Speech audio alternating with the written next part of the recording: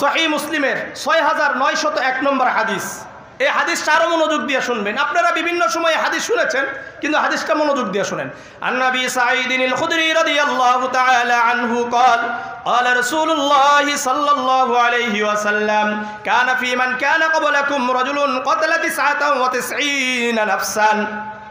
আবু সাঈদ খুদরি রাদিয়াল্লাহু তাআলা আনহু বর্ণনা করেন, আল্লাহ রাসূল সাল্লাল্লাহু আলাইহি ওয়াসাল্লাম বলেন, বনে ইসরাইলে তোমাদের অনেক আগে একটা যুগ ছিল, বনে ইসরাইলের যুগ। এখানে একজন ব্যক্তি ছিলেন, যে ব্যক্তি 99 জন মানুষকে হত্যা করেছে। কতজন? 99 জন মানুষকে হত্যা করার পরে ফাসআলা আন আলামি আহলিল আরদি, ওই ব্যক্তি জিজ্ঞাসা করলো বড় আলেম কে আছে। ফাদুল্লাহ আলা রাজুলিন রাহিবিন, একজন পাদ্রীকে দেখিয়ে দেওয়া হলো। কাকে? পাদ্রীকে, যে অনেক ইবাদত করত। বিষয়টা ভালো করে বুঝবেন, এই হাদিসটা আমাকে বলার উদ্দেশ্য আছে এখানে। ফাদুল্লাহ আলা রাজুলিন রাহিবিন, একজন পাদ্রীকে দেখিয়ে দেওয়া হলো। ফাতাহু, ওই পাদ্রীর কাছে ওই 99 জন খুনি আসলো। কতজনকে খুন করছে? 99 জনকে খুন করে রাহেবের কাছে আসছে, পাদ্রীর কাছে আসছে। আসার পরে বলছে, ইন্নাহু কাতালা 99 নাফসান, আমি 99 জন মানুষকে হত্যা করেছি। ফাহাল্লাহু মিন তাওবাতিন, আমার জন্য কি তাওবার রাস্তা খোলা আছে কিনা, আমার জন্য কি তাওবার দরজা খোলা আছে কিনা। ক্বালা লা, ওই ব্যক্তি বলল না। কি বলছে? না। ফাকাতালাহু, সঙ্গে সঙ্গে ওই পাদ্রীকেও হত্যা করলো। ফাকাম্মালাহু বিহি মিয়াতান, সঙ্গে সঙ্গে 100 পূরণ হয়ে গেল। রাহে পাদ্রী দ্বারা 100 পূরণ করছে। এই পাদ্রী কিন্তু আলেম নয়, এই পাদ্রী হলো কি? আবেদ।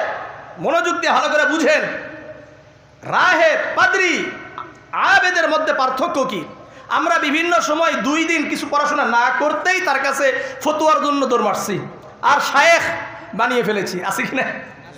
আল্লাহ বুঝার তৌফিক দান করেন। দেখেন, আবার 100 পূরণ করার পরে ফাসআলা আন আলামি আহলিল আরদি, আবার জিজ্ঞাসা করলেন বড় আলেম কে আছে। ফাদুল্লাহ আলা রাজুলিন আলিমিন, একজন আলেমকে দেখিয়ে দেওয়া হলো। ফাতাহু, ওই আলেমের কাছে গেলেন। যাওয়ার পরে বললেন, ইন্নাহু কাতালা মিয়াতা নাফসিন, 100 জন মানুষকে হত্যা করেছি। ফাহাল্লাহু মিন তাওবাতিন, তার জন্য কি তওবার দরজা খোলা আছে।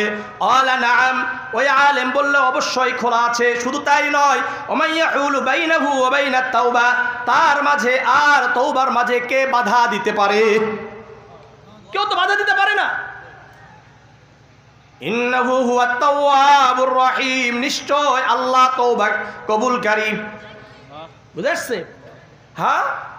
বলার পরে বলেন, ইনতালিক ইলা আরদিন কাযা ওয়া কাযা ফাইন্না বিহা উনাসান ইয়াবুদুনাল্লাহ ফা'বুদিল্লাহ মা'হুম। ওই আলেম বললেন, অমুক এলাকায় চলে যাও, ওখানে আল্লাহওয়ালা আছেন কিছু মানুষ যারা আল্লাহর ইবাদত করে। কার ইবাদত? বলেন। আল্লাহর ইবাদত করে, আল্লাহর ইবাদত করে। ফা'বুদিল্লাহ মা'হুম, তুমি ওই মানুষদের সাথে আল্লাহর ইবাদত করতে থাকো। হাদিসটা বুঝেন কি বললেন? তওবার রাস্তা কি খোলা আছে? এরপরে কার কোথায় প্রেরণ করছে? এমন একটা এলাকায়, যেই এলাকার মানুষ আল্লাহর ইবাদত করে, তাদের সাথে তুমিও আল্লাহর ইবাদত করো। ওয়ালা তারজি ইলা আরদিকা ফাইন্নাহা আরদু সুইন, আর তুমি তোমার এলাকায় ফিরে যাবে না, কেননা ওই এলাকা খারাপ। ওই এলাকাটা কি? খারাপ। তাহলে বোঝা গেল এই হাদিস থেকে, যেই এলাকার মানুষ আল্লাহকে ডাকে, ওই এলাকার মানুষদের সাথে যদি আপনি থাকেন, আপনিও আল্লাহওয়ালা হয়ে যাবেন। আর যেই এলাকার মানুষগুলো খারাপ, আল্লাহকে ডাকে না, ওই এলাকায় যদি আপনি থাকেন, আপনার উপর গজব আসবে। কি আসবে? গজব আসবে। বুঝাচ্ছে? আমার এতটুকুই উদ্দেশ্য। এরপরে হাদিস আছে, দরকার নাই আমার। ওখানে আমার মূল উদ্দেশ্য যেখানে, এখানেই মূল উদ্দেশ্য। বুঝাচ্ছে?